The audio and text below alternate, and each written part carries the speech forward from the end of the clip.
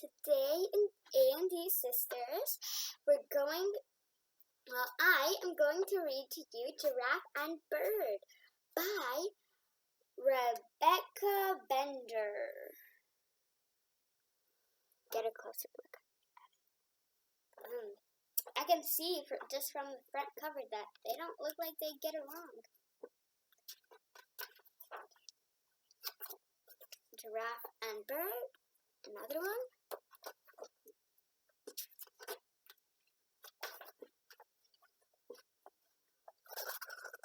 To all the little birds in my life.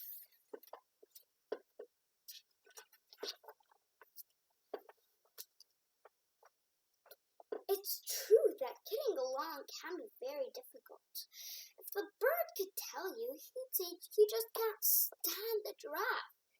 And if the giraffe could tell you, he'd say he can't abide the bird.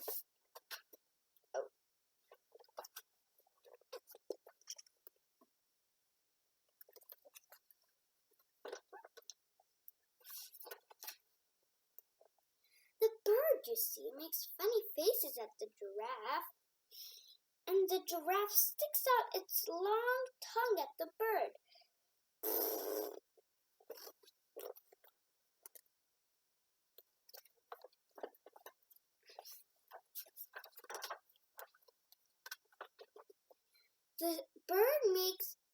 This makes the bird tweeter in the giraffe's ear.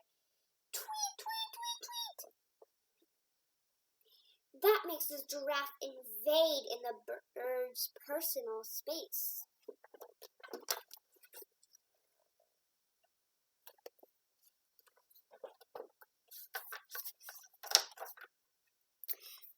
Some days the giraffe has bad breath. Other days the bird eats too many berries, which are high in fiber.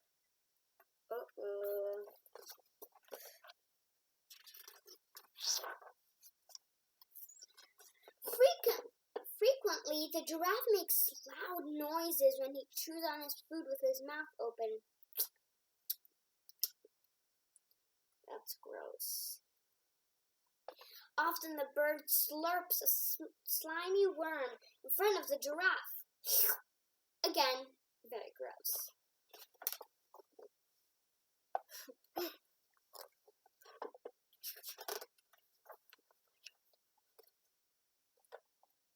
Sometimes the bird prunes his feather just above the giraffe's head.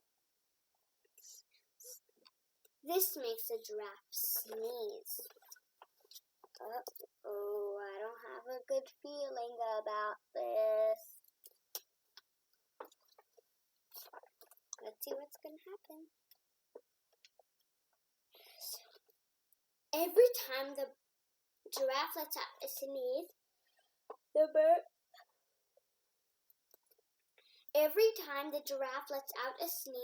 the bird is blown right off the telephone wire. Achoo! Flap, flap, flap.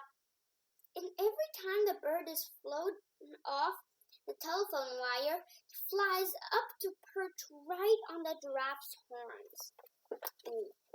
He doesn't seem very happy.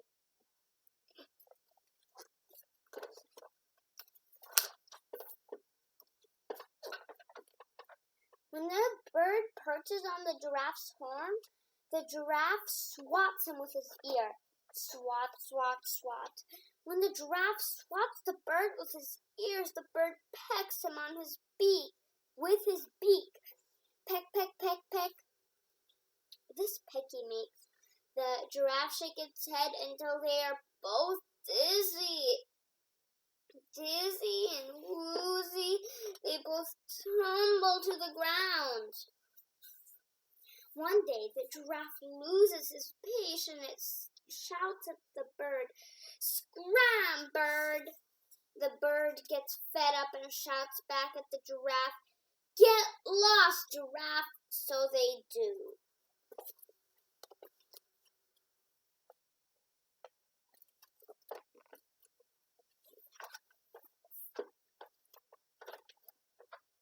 That night, there was a seriously scary storm. all the telephone poles crash to the ground. The giraffe wishes he could hide his eyes under the bird's feathers so he wouldn't see the lightning. The bird wishes he could hide under the giraffe's ears so he wouldn't hear the thunder. Crack, boom, bang.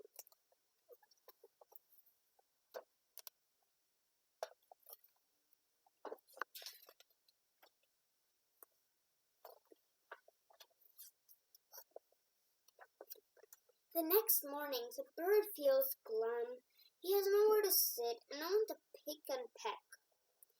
The giraffe feels lonely. There's no one around to pester and perturb him.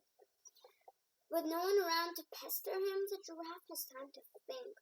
The funny thing is that all the giraffe can think about is the bird. What can he do to bring the bird back?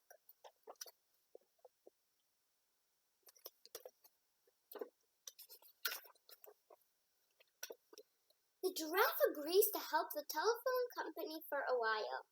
He doesn't have to wait long for the bird to return. He also doesn't have to wait long for the bird to start making faces again.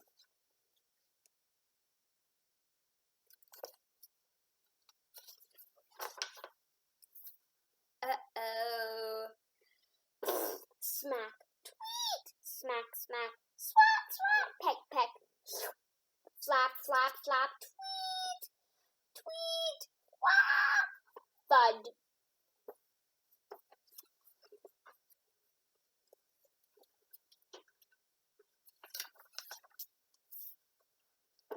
It's true that getting along can be difficult, and if you ask these two, the giraffe might still say that he can't abide the bird.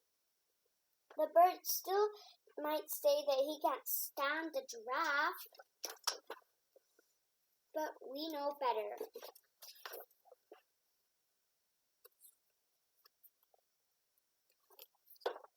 The end.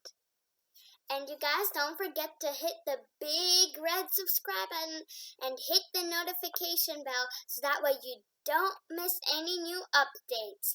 Bye-bye, and I'll see you in our next video.